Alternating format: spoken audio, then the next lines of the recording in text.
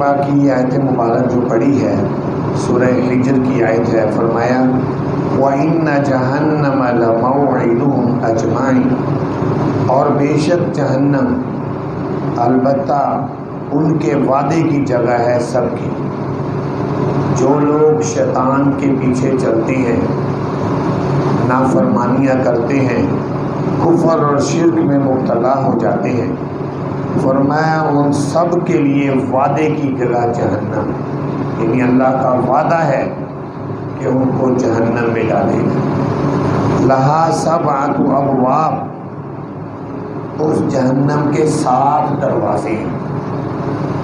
لکل باب منہم جزء مقسوم، ہر دروازے میں ان لوگوں میں سے ایک گروہ تقسیم کیا ہوا ہوگا۔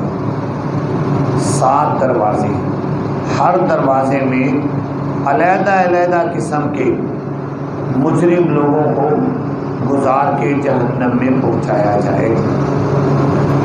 حضرت صلی اللہ علیہ وسلم کے پاس ایک دفعہ حضرت جبرائیل تشریف لائے حاضر ہوئے، تو آپ صلی اللہ علیہ وسلم نے ان سے پوچھا کہ اے جبرائیل، یہ جہنم کے دروازوں کا جو قرآن پاک میں ذکر آیا ہے، جیسا یہ 14ویں پارے کی آیت ہے، تو جہنم کے دروازے کیا اسی طرح کھلتے ہیں جیسے ہمارے گھروں کے دروازے کھلتے ہیں؟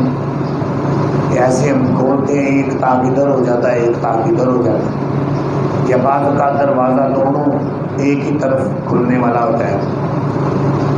تو کیا جہنم کے دروازے بھی ایسے ہی ہیں کہ ادھر ادھر ایسے کر کے کھلیں گے، یا ان کی کوئی اور شکل ہے؟ تو حضرت جبرائیل نے فرمایا یا رسول اللہ، جہنم کے دروازے ایسے نہیں کھلیں گے جیسے ہمارے گھروں کے دروازے کھلتے ہیں، باہر کو سائڈ پر ہو۔ فرمایا اوپر نیچے کو کھلیں گے، ان کے کھلنے کی شکل ایسی ہوگی کہ اوپر کو ایک تاک کھلے گا، ایک تاک نیچے کو کھلے گا، یہ ترتیب ہوگی۔ اور اس کے علاوہ جہنم اور جنت میں ایک فرق یہ بھی ہے کہ جنت اوپر نیچے نہیں ہے۔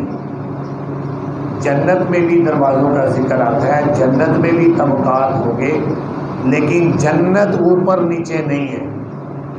جنت کا پھیلاؤ کا ذکر آتا ہے کہ وہ پھیلی ہوئی ہوگی، ایسے ایک جنت ختم ہوگی، آگے دوسری، آگے تیسری، لیکن جہنم اوپر نیچے ہوگی، فرسٹ فلور، سیکنڈ فلور، ایسے منزلیں ہوں گی اس کی۔ تو نبی پاک صلی اللہ علیہ وسلم نے جب پوچھا تو حضرت جبرائیل نے یا رسول اللہ، جہنم کے دروازے اوپر نیچے کو کھلیں گے، اور جہنم کی 7 منزلیں ہیں، یعنی 7 منزلیں جو ہے اس کی، جیسے بلڈنگوں کی یہاں منزلیں ہوتی ہیں مختلف، 7، 10، 20، 50، 100 تک منزلیں بناتے ہیں لوگ۔ تو جہنم کی 7 منزلیں ہوں گی، پہلی منزل، دوسری منزل، اور ان منزلوں میں فاصلہ کتنا ہوگا؟ ایک منزل کا دوسری منزل سے، ایسے نہ آپ سمجھیں کہ جیسے یہ چھت ہے، اس کے اوپر دوسری منزل ہے، تیسری منزل، جیسے یہاں بلڈنگیں بنی ہوئی ہیں، ایسے نہیں، بلکہ جہنم کی ایک منزل اور دوسری منزل کے درمیان 7000 سال کی مسافت کا فاصلہ ہوگا۔ 7000 سال تک کوئی چلتا رہے تو اتنی مسافت، حالانکہ یہ جو آسمان اور زمین ہے اس کی مسافت 500 سال ہے۔ 500 سال میں کوئی آدمی اگر چلے تو آسمان سے زمین تک آئے گا، لیکن اس کی 7000 سال کی مسافت کے برابر فاصلہ ہے جہنم کی ایک منزل اور دوسری منزل کے درمیان۔ اور حضرت جبرائیل نے بتایا ہر نیچے والی منزل اوپر والی سے شدید ترین ہوگی، سخت ترین ہوگی، اس کی شدت حرارت، اس کے عذابات کی اقسام، وہاں تکلیف جو دی جائے گی اوپر والی منزل سے نیچے والی منزل سخت ہوگی، پھر اس سے نیچے والی، پھر اس سے نیچے والی، پھر اس سے نیچے والی، یہ 7 منزلیں ہوں۔ اور سب سے زیادہ عذاب، سب سے زیادہ سخت عذاب اس منزل والے کو ہوگا جو جہنم کے سب سے نچلی منزل میں رہے، سب سے نیچے جس کو رکھا جائے، اور پھر اس سے اوپر، یوں سمجھ لیں، ہم آسانی کے لیے سمجھتے ہیں تہہ خانہ ہوتا ہے، بیسمنٹ سب سے نیچے ہوتی ہے، تو سب سے نیچے والی منزل میں عذاب بھی سب سے زیادہ ہو، پھر اس کے اوپر آ جاتا ہے گراؤنڈ فلور، اس کے آ جاتا ہے فرسٹ فلور، ایسے منزل جو اوپر سب سے نیچے سب سے زیادہ عذاب، اس سے اوپر والی منزل میں اس سے کم، پھر اس سے کم، اسی طرح کرتے کرتے یہ 7 منزلیں ہیں۔ یہ حضرت جبرائیل نے نبی پاک صلی اللہ علیہ وسلم کو بتایا کہ یہ کیفیت، یہ اس کی وضع اور اس کی بناوٹ ہے جہنم کی، جو میں آپ کو بتا رہا ہوں۔ تو یہ 7 منزلوں کا بتایا، تو نبی پاک صلی اللہ علیہ وسلم نے پوچھا ہے جبرائیل، ان 7 منزلوں میں کون لوگ رہیں گے؟ کون کون سے دوزخیوں کو ان الگ الگ منزلوں میں رکھا جائے گا، یہ بھی بتائیں۔ تو حضرت جبرائیل نے عرض کیا رسول اللہ، سب سے نیچے والی منزل جو ہوگی، جس کو ہم بیسمنٹ کہہ رہے ہیں سمجھنے کے لیے، سب سے نیچے والی منزل میں منافقین کو ڈالا جائے گا۔ منافقین، قرآن پاک میں آتا ہے، ان المنافقین فی الدرک الاسفل من النار ولن تجد لهم نصیرا، منافقین جہنم کے سب سے نچلے طبقے میں رکھے جائیں گے۔ اور ایک روایت میں آتا ہے کہ پہلی وہاں شدت حرارت، گرمی بہت زیادہ ہوگی، اور پھر ان کو لوہے کے صندوقوں اور تابوتوں میں بند کیا جائے گا۔ لوہے کے تابوت وہ اور زیادہ گرم ہوں گے، اس میں ڈال کر منافقین کو سب سے نچلے طبقے میں رکھا جائے گا۔ جہنم کی شدت اور حرارت اگر آپ نے دنیا میں اس کی مثال دیکھی نہیں، جو لاوا، جو آگ کے لاوے نکلتے ہیں دنیا کے مختلف خطوں میں، اس کا نظارہ کریں تو آپ کو جہنم کی شدت کا نظارہ ہوگا۔ لاوے جو نکلتے ہیں آگ کے، اور وہاں بتاتے ہیں کہ 1000 1500 اتنی زیادہ شدت حرارت ہوتی ہے، گرمی ہوتی ہے، وہاں کوئی قریب بھی نہیں جا سکتا۔ تو جہنم کی گرمی، پھر سب سے نچلا طبقہ، سب سے نچلی منزل میں منافق ہوں گے۔ منافق کون ہوتے ہیں؟ دیکھیں، ایک منافق ہوتے ہیں اعتقادی، ایک منافق ہوتے ہیں عملی۔ منافق اعتقادی وہ ہوتے ہیں کہ جو عقیدے کے لحاظ سے منافق ہو، عقیدہ منافقوں والا۔ وہ کیا ہوتا ہے کہ جیسے ایک آدمی کلمہ پڑھتا ہے لیکن دل سے انکار کرتا ہے، زبان پر کلمہ ہے۔ یہ نبی پاک صلی اللہ علیہ وسلم کے زمانے میں منافق تھے اور زیادہ تھے، اور اس زمانے میں پتہ بھی چل جاتا تھا وحی کے ذریعے سے۔ اب بھی ہوں گے لیکن ہمیں اس کی اطلاع نہیں ہے، ہمیں پتہ نہیں ہے کون منافق۔ اور ویسے بھی اس زمانے میں منافق اس لیے بھی ہوتے تھے کیونکہ اسلام کا غلبہ تھا۔ نبی پاک صلی اللہ علیہ وسلم دنیا میں بنفس نفیس موجود تھے، صحابہ کرام موجود تھے، تو منافقین کو خطرہ تھا کہ یہ ہمیں مار نہ ڈالیں، تو اس لیے اوپر سے کلمہ پڑھ لیتے، اندر سے کفر پر قائم رہتے۔ تو ہو سکتا ہے اب بھی ہوں، آنے والے وقت میں بھی ہوں، لیکن ابھی ہم کسی کے بارے میں فیصلہ نہیں کر سکتے۔ اس زمانے میں منافقین کے بارے میں بتایا جاتا، وحی کے ذریعے سے بتا دیا جاتا، کیونکہ کسی کے دل پر ہمیں فیصلہ کرنے کی اجازت نہیں ہے کہ اس کے دل میں کفر ہے یا ایمان ہے۔ ہاں، اگر کوئی زبان سے کفر کا اظہار کرے گا پھر ہم کہہ سکتے ہیں کہ یہ کافر ہے، لیکن اگر کوئی کلمہ پڑھتا ہے تو ہمیں یہی حکم ہے کہ ہم کہیں گے مسلمان ہے، دل میں کیا ہے ہمیں نہیں پتا۔ تو منافق اعتقادی وہ ہوتا ہے کہ جو زبان سے کلمہ پڑھے، دل سے کافر ہو، وہ منافق اعتقادی، اور ایک منافق عملی ہوتا ہے. عقیدے کے لحاظ سے وہ منافق نہیں ہوتا، لیکن عمل کے لحاظ سے منافق ہوتا ہے. اور نبی پاک صلی اللہ علیہ وسلم نے اس کی نشانیاں بھی بیان کی عملی منافق کی، کہ اگرچہ وہ عقیدے کے لحاظ سے منافق نہیں ہے، لیکن اس کے کام منافقوں والے ہیں. جو منافق یعنی یہ قیامت تک بھی نہیں، نبی پاک صلی اللہ علیہ وسلم نے علامات بیان کر دی کہ یہ علامتیں ہیں جس میں یہ پائی جائیں، سمجھ لو کہ یہ عملی منافق ہے. پہلے نمبر پر آپ نے فرمایا اذا حدث کذب، جب بات کرے گا جھوٹ بولے گا، بات کرے گا جھوٹ بولے گا.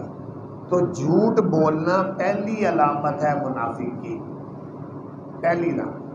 جو آدمی جھوٹ بولتا ہے وہ اس بات کو سمجھ لے کہ میرے اندر منافقوں کی نشانی پائی جاتی ہے. پہلے درجے کا منافق بات کرے جھوٹ بولے. اور آپ اندازہ کر سکتے ہیں آج ہمارے معاشرے میں جھوٹ کو تو کچھ سمجھتے ہی نہیں، جھوٹ کو فنکاری سمجھتے ہیں. بات بات پہ جھوٹ، بات بات پہ جھوٹ. نبی پاک صلی اللہ علیہ وسلم گزر رہے تھے تو ایک عورت اپنے بچے کو بلا رہی تھی، آواز دے رہی تھی کہ میری بات سنو. وہ آ نہیں رہا تھا. جیسے بچے کھیل میں مصروف ہو تو آتے نہیں ہیں. اس نے کہا آؤ میں تمہیں چیزی دیتی ہوں، میں چیز دوں گی تمہیں، آؤ. نبی پاک صلی اللہ علیہ وسلم کھڑے ہو گئے اور کھڑے ہو کر دیکھنے لگے کیا اس کو یہ چیز دیتی ہے کہ نہیں. فرمایا اگر تو تم نے اس کو چیز دی تو پھر تو تم نے بولا سچ، اور اگر تم نے ویسے ہی بلایا اور چیز نہ دی تو پھر تم نے جھوٹ بولا ہے. عورتیں عام طور پر ایسا بول کر کہہ دیتی ہیں آؤ تمہیں کھلونا دوں، تمہیں چیز دوں، پھر نہیں دی تو یہ جھوٹ ہے. جھوٹ بولنا یہ بزرگان دین نے لکھا ہے گناہ کبیرہ میں آتا ہے. کبیرہ گناہ، بڑے گناہ. اور چونکہ انسان کے مسلمان کے منہ کے قریب ایک فرشتے کی ڈیوٹی رہتی ہے، وہ منہ کے قریب رہتا ہے، اس لیے کہ جو ہی اس کی منہ سے زبان سے درود پاک نکلے گا فوراً وہ فرشتہ درود پاک پکڑتا ہے اور روضہ اقدس پر پہنچاتا ہے. ایک فرشتے کی ڈیوٹی ہے. لیکن جب کوئی شخص جھوٹ بولتا ہے تو اس جھوٹ کی اتنی بدبو ہوتی ہے کہ وہ فرشتہ 3 میل دور تک بھاگ جاتا ہے.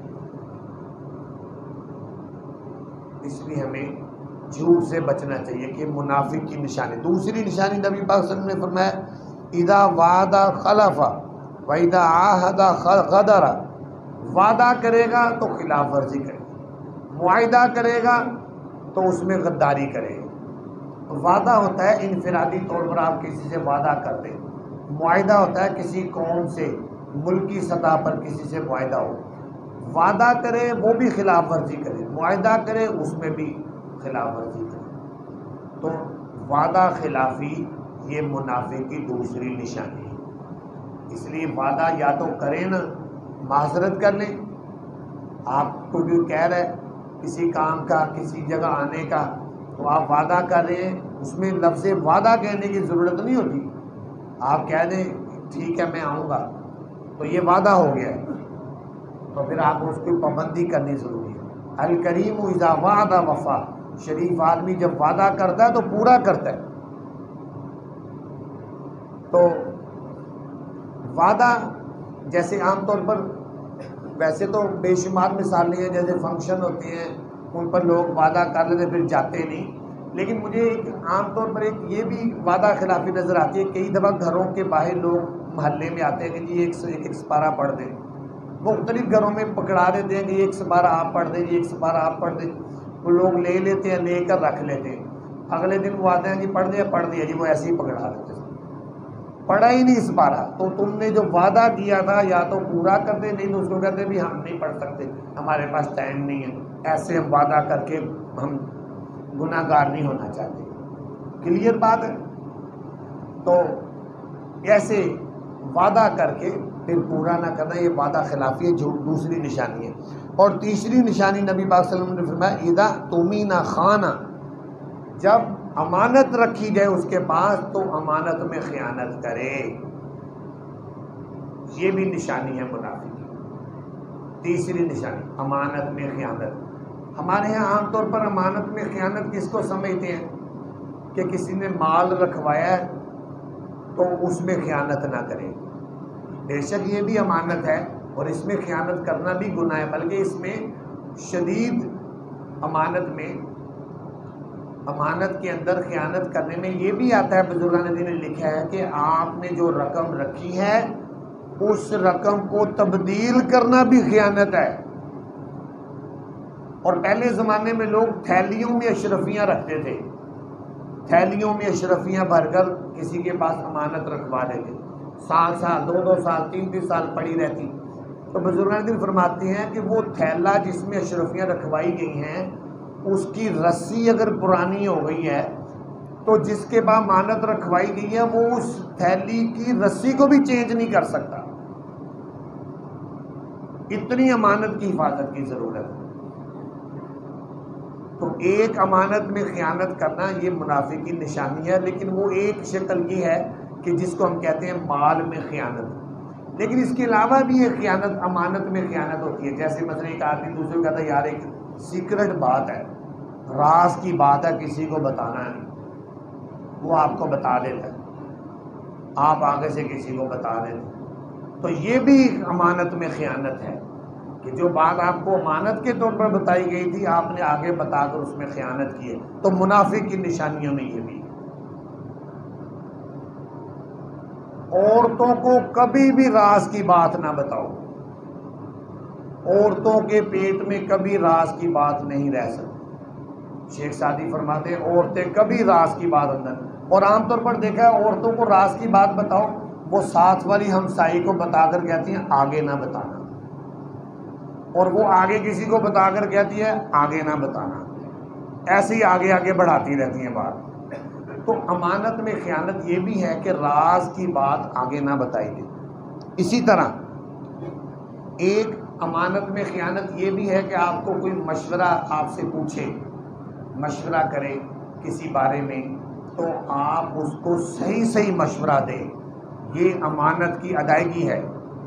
اگر آپ نے مشورہ صحیح نہیں دیا جان بوجھ کر تو آپ نے امانت میں خیانت کی۔ کسی کو صحیح مشورہ دو، یار یہ میں مکان خریدنا چاہتا ہوں، یہ ٹھیک ہے، آپ کو پتہ ہے کہ اس میں جھگڑا ہے، اس میں رولا ہے، اس پلاٹ میں کوئی جھگڑا ہے یا رولا ہے، اس میں آپ نہیں بتاتے اس کو، تو آپ نے خیانت کی ہے، منافق کی نشانی پائی۔ تو یہ منافق کی نشانیاں ہیں جو نبی پاک صلی اللہ علیہ وسلم نے بیان فرمائی۔ تو جہنم کے طبقات میں جو سب سے نچلا طبقہ ہے حضرت جبریل نے بتایا کہ وہاں پر منافقین کو رکھا جائے گا، اور قرآن پاک میں ان المنافقین فی الدرک الاسفل من النار، منافقوں کو سب سے نچلے طبقے میں رکھا جائے گا جہنم۔